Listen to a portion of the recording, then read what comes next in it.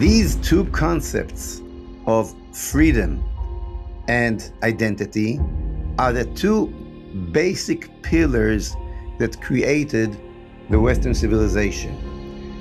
And these two movements, progressivism and Islam, are looking forward to destroy these two concepts. And therefore, Israel, that represents the Jewish nation, is their major enemy. So right after the 7th of October, you see Greta, and you see the gay movement, and you see the feminists, and you see all the organizations that basically represents the concept that there is no God, no identity, get together with the Hamas against Israel. Shalom, welkom bij een nieuwe aflevering van de podcast van Shalom uit Israël. Mijn naam is Smadar Morag en vandaag hebben we een hele bijzondere gast in onze podcast en dat is Moshe Feiglin. En voor wie hem niet kent, Moshe is een invloedrijke Israëlische denker. Hij is voormalig parlementslid en een man die onvermoeibaar strijdt voor de Joodse identiteit en soevereiniteit over het hele land. Hij heeft een boek geschreven, dat heet Israel is Just the Beginning. En het is een bestseller geworden op Amazon. Shalom Moshe, good morning.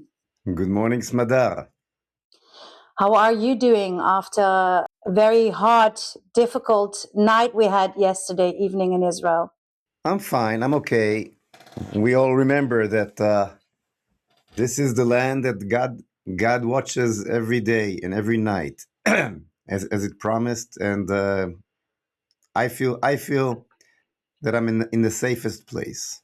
When you are live, you only do it in Hebrew, or you also sometimes send out your message into the world in English? No, I definitely do it in English too. And as you mentioned, my book, Israel is Just the Beginning, that's the book, become a bestseller under the category of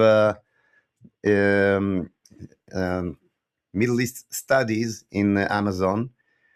And it's very interesting to see how the reaction of Gentiles who read that book. You cannot really understand what's going on here in Israel, in the Middle East, in this whole conflict, if you didn't read this book. Maybe it's naive, Moshe, but our whole life changed since 7th of October. I never thought that the 7th of October would bring us to the day we are in today. And do you believe that Israel should stop trying to manage the conflict and finally start winning by showing full sovereignty all over our land?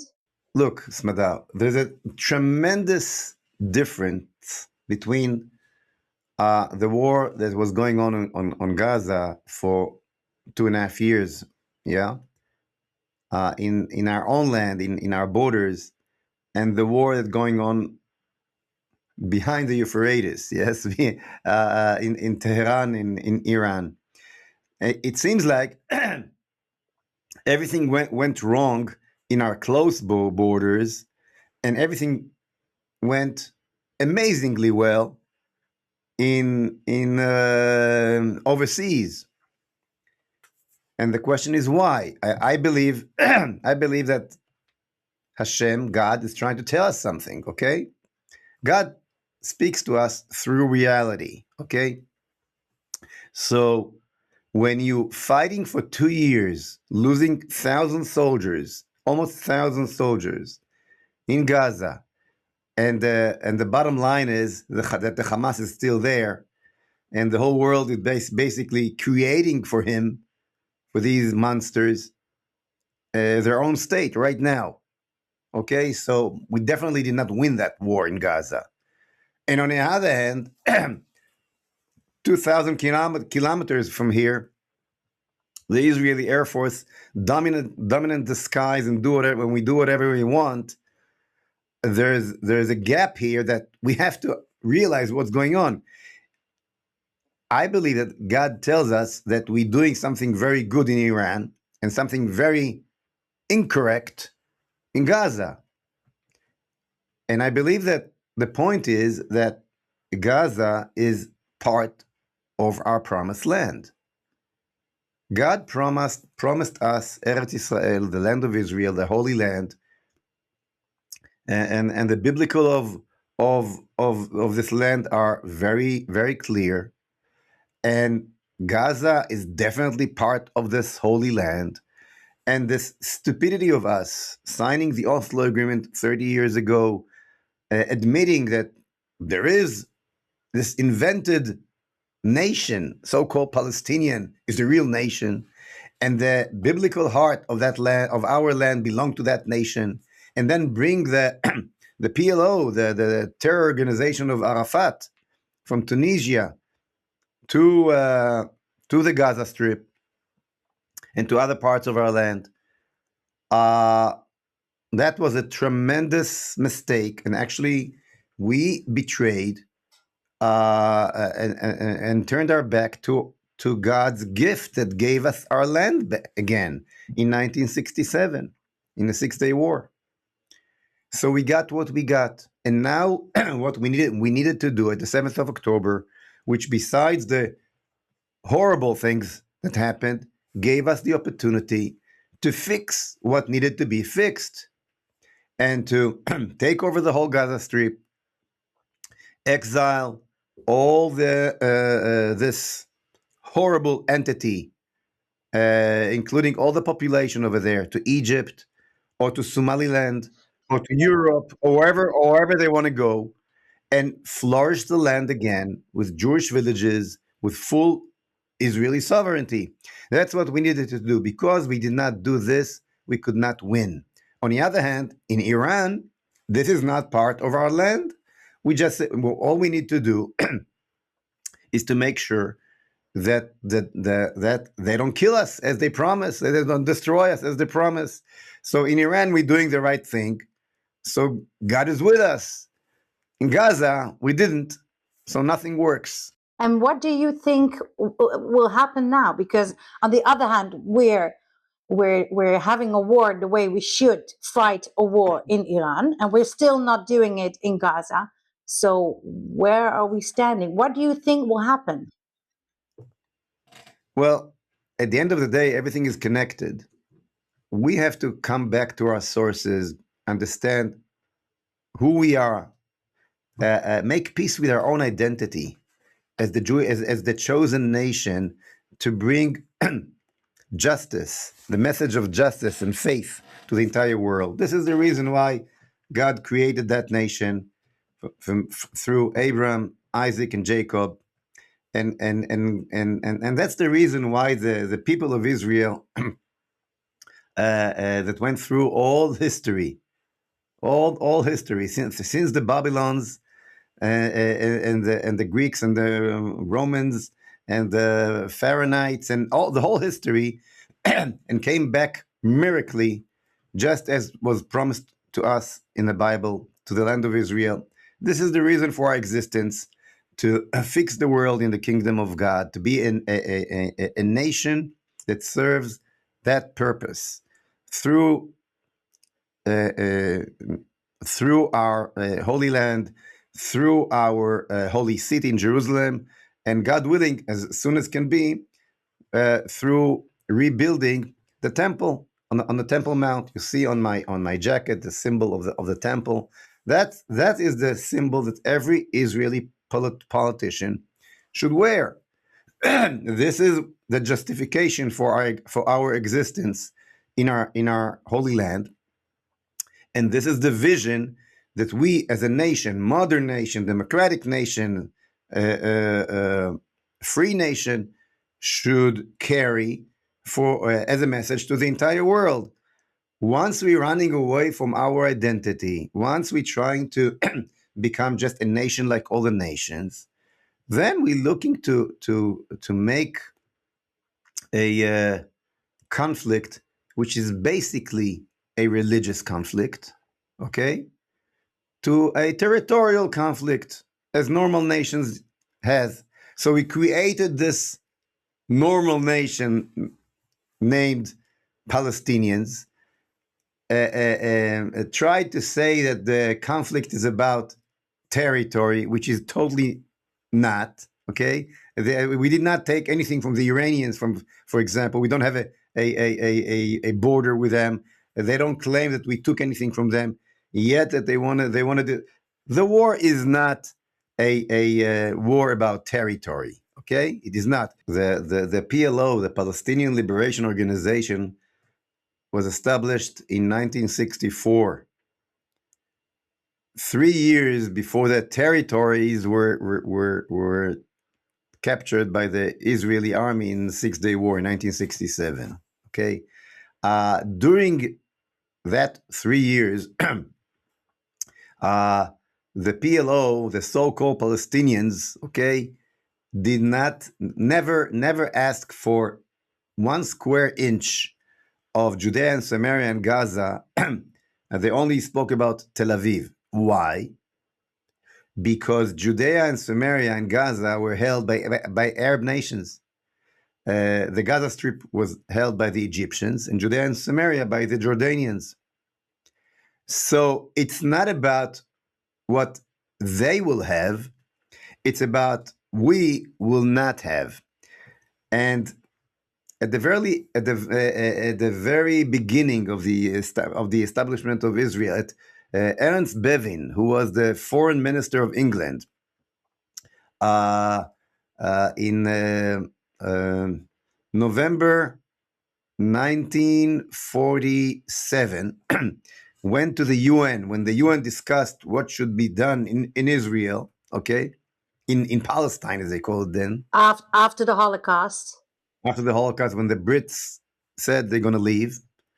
So he came to the UN and explained to the whole world, as the foreign minister of the nation of the British mandate, and what is the conflict about?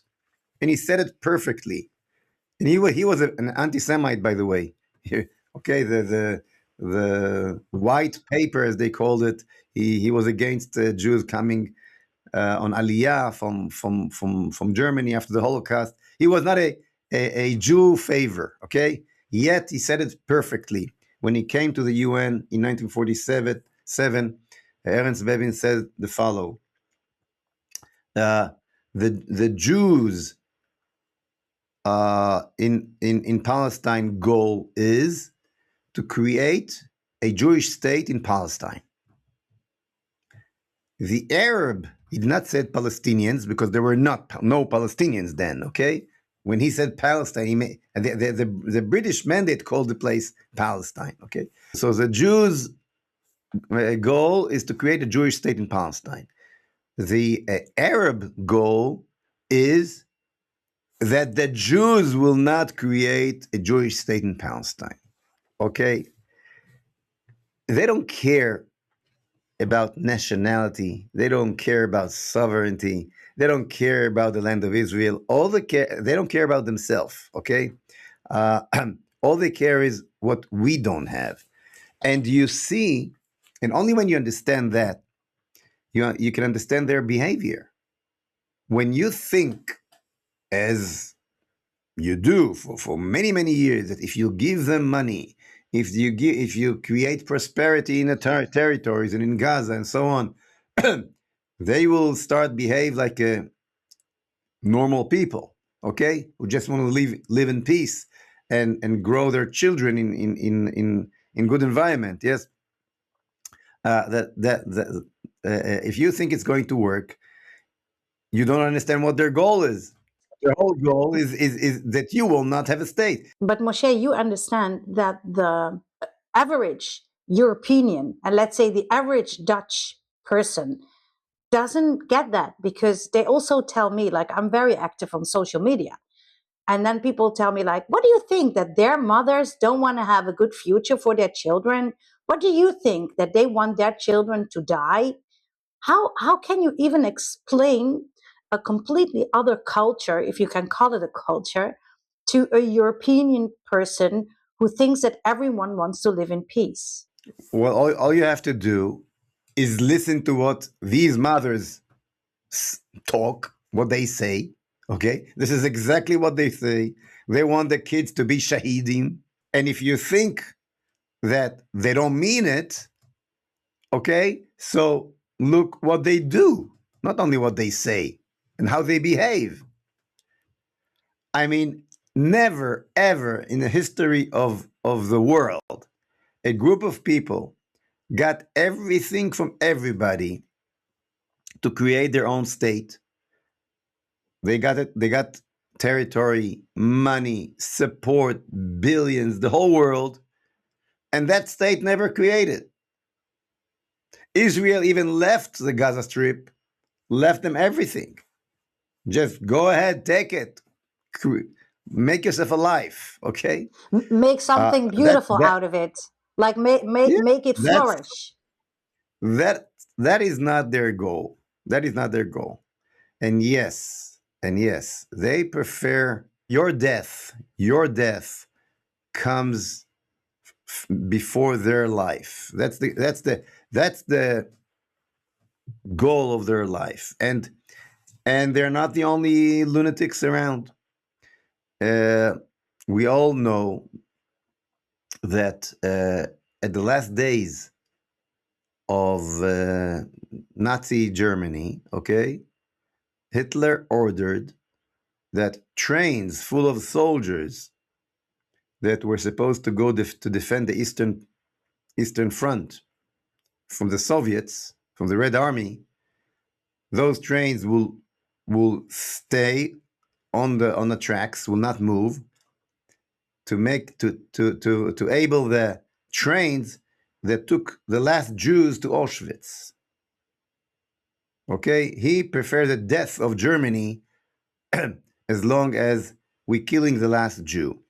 So this is the definition of the Amalekites. Okay, if you read the Bible, the people of Amalek were the first one to attack the Israelites when they went out of Egypt, and everybody was afraid from the children of God after they saw what happened to Egypt, but they were willing to kill themselves.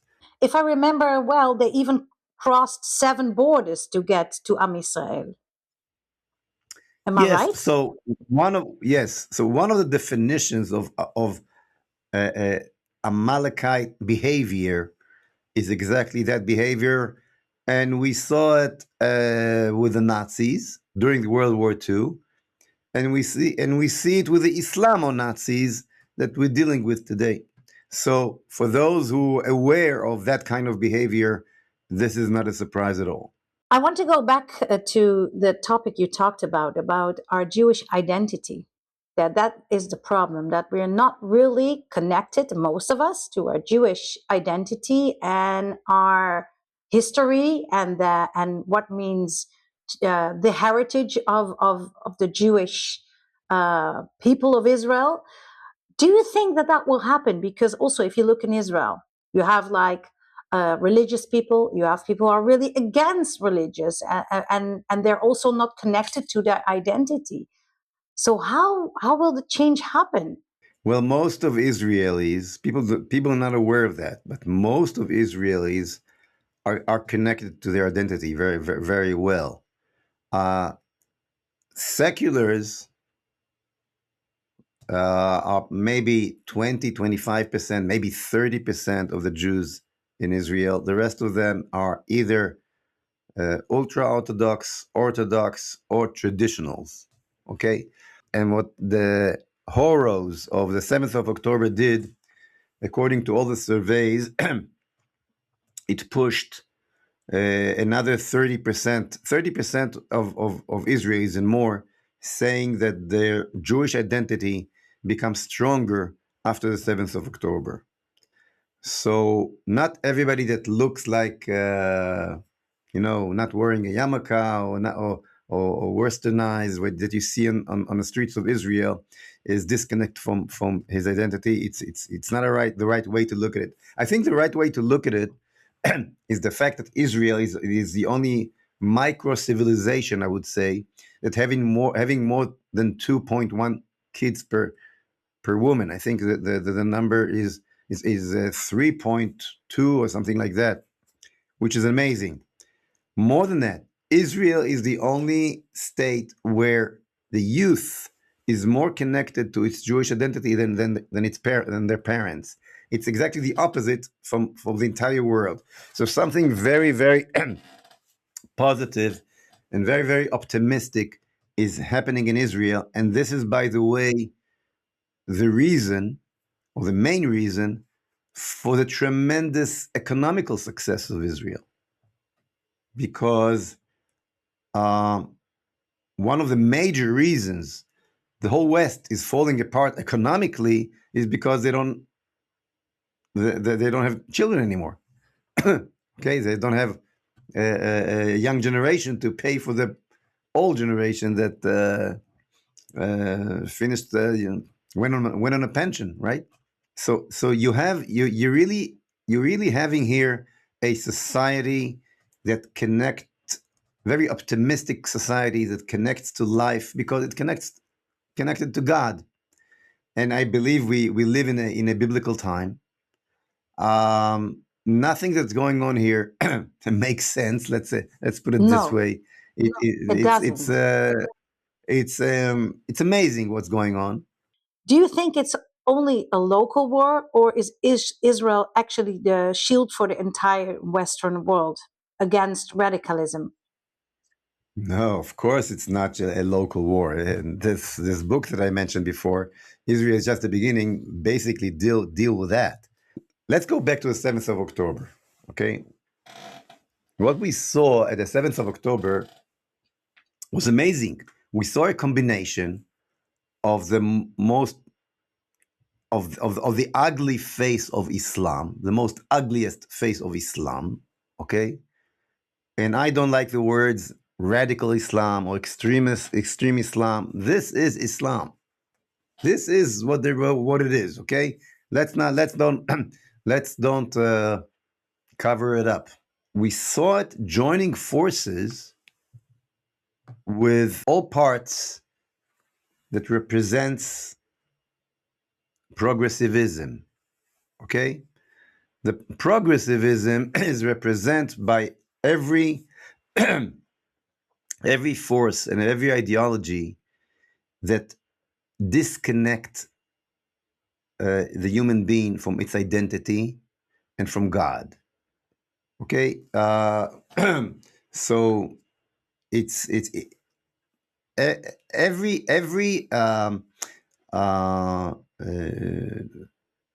force that makes you think that there is no God and you can imagine your identity as you want. There's no human identity. You can be a fox if you want, or a dog. Why not? No difference between human beings and animals, because there is no God and there is no God's image in the human beings. We just developed animals, okay? So there's no human identity. There is no family identity. It's just an invention. I can invent the family however I want. There is no, of course, there's no national identity. There's no sexual identity, no identities at all. And suddenly, this progressive movement joined forces together with Islam that calls Allahu Akbar. And against who? Against Israel.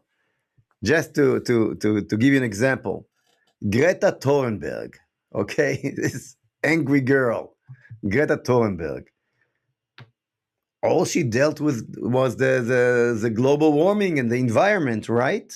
Why is she so much in favor of Hamas after the horrors of what Hamas did? Okay, why they joining forces in the university, screaming from the river to the sea, Palestine will be free? And who's doing that? Liberal students who have no idea where Israel is, know nothing from the facts and from and the historical facts, and joining forces with his Islamists. Okay, what's the connection between the two? And the answer is that we have here two ideologies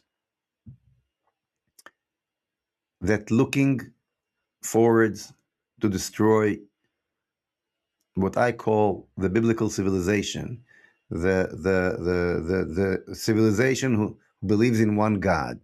Okay, the Western civilization.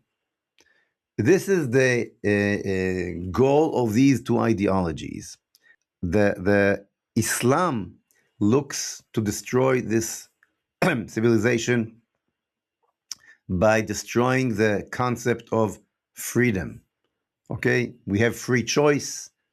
We are human beings. We have free choice.